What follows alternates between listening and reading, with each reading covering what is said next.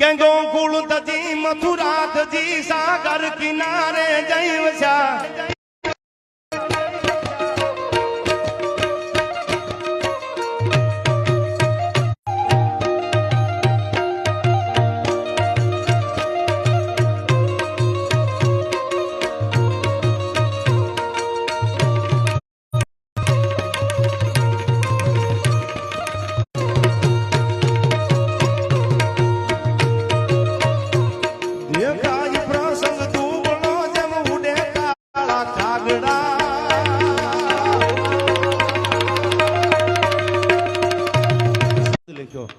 પૈસાની તાકાત કેવી છે સાંભળજો આ સંતના શબ્દો પૈસા હોય ને તો એની તાકાત કેવી સાંભળજો આ સંતમાં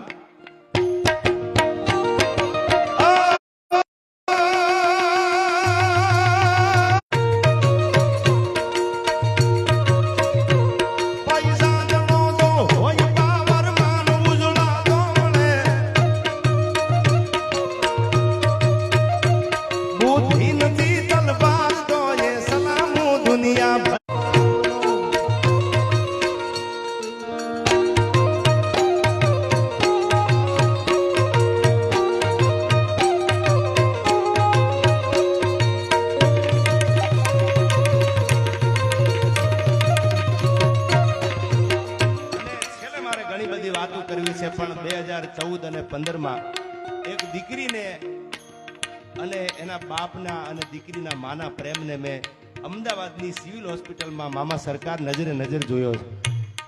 આ ખારવાની દીકરીઓ મને નામ યાદ નથી, વર્ષો થઈ ગયા વાતને, તો 2014-15 હું ન ભૂલતો હોઉં તો એક દીકરી ખારવાની દીકરી પોતાના બાપને દવાખાને લઈને આવેલી, પોતાની માને. મને અને કેન્સર થયેલું બાપુ સિવિલ હોસ્પિટલમાં, મારા બાપુને કેન્સર એટલે હું હોસ્પિટલમાં હતો.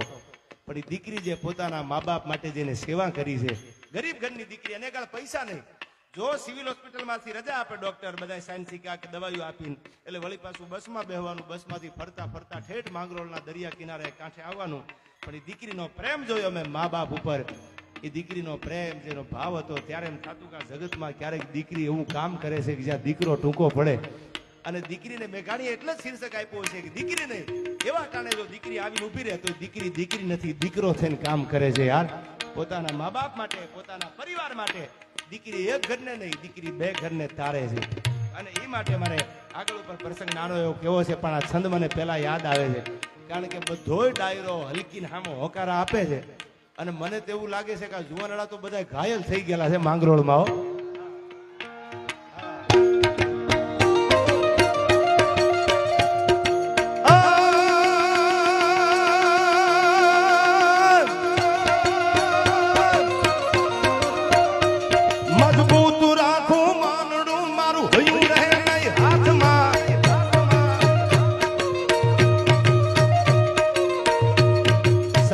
ક્યારેક તો અમારા એવા ડાયરા થાય છે, ચાલો અમને એમ છે કે અમારું હયું હાથમાં નહીં રહે યાર.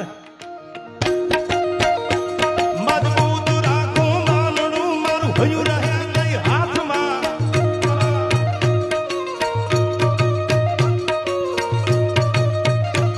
જેદી હતી સગળું હતું યાર સુખ જેની સાથમાં.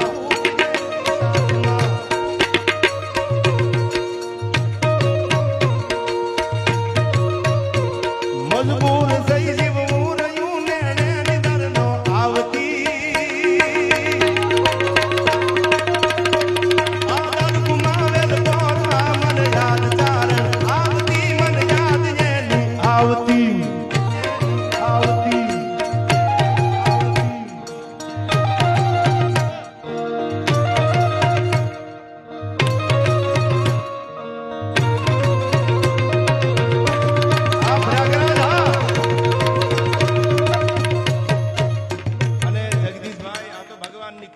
જગતમાંની કૃપા હોય તો સારું બોલાય, તો સારું ગવાય ને તો સારું સંભળાય.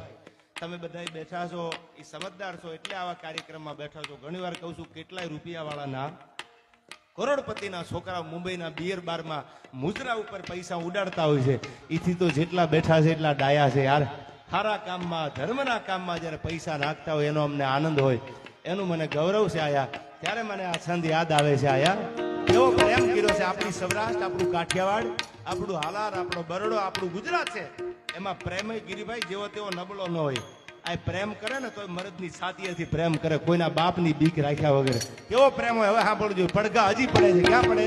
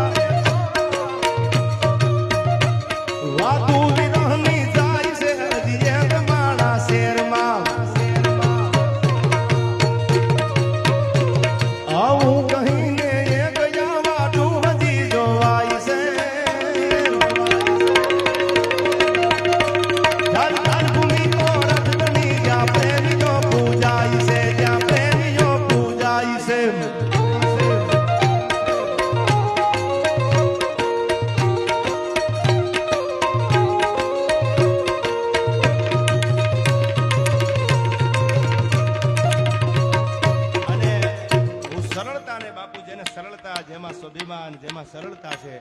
એકવાર જોરદાર તાળીઓથી અમારા પીઆઈ સાહેબ આયા, શેખવા સાહેબને જોરદાર તાળીઓથી વધાવી લ્યો. સાહેબ બધાય વજનને એક બાજુ મૂકીને પનોઠી વાળી મારીને તમારી વચ્ચે બેઠા છે.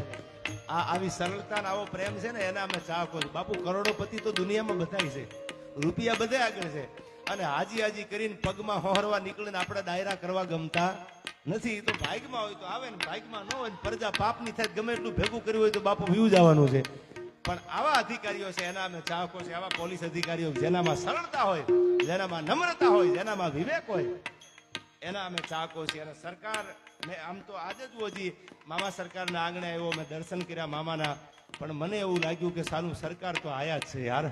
એ પ્રેમ, એ લાગણી, એ ધૂળની આરે. અને આને અમારા મેઘાણી એમ કહેતા, ચોટીલાનો વાણિયો એમ કહેતો કે આવા માણસોના જ્યારે જ્યારે તમને દુનિયામાં દર્શન થાય તો એને મુઠ્ઠી ઉચેરા માનવી કહેવાય યાર. કે કરોડોપતિ હોય, અબજોપતિ હોય, આખી સલ્તનત એની મુઠ્ઠીમાં આવી જતી હોય, પણ ગરીબના ઝૂંપડે જાય ને તો વળી પાછા ધૂળમાં પનોઠી વાળીને બેસી જાય. આવા જેના જીવતર હોય ને એને મુઠ્ઠી ઉચેરા માનવી કહેવાય.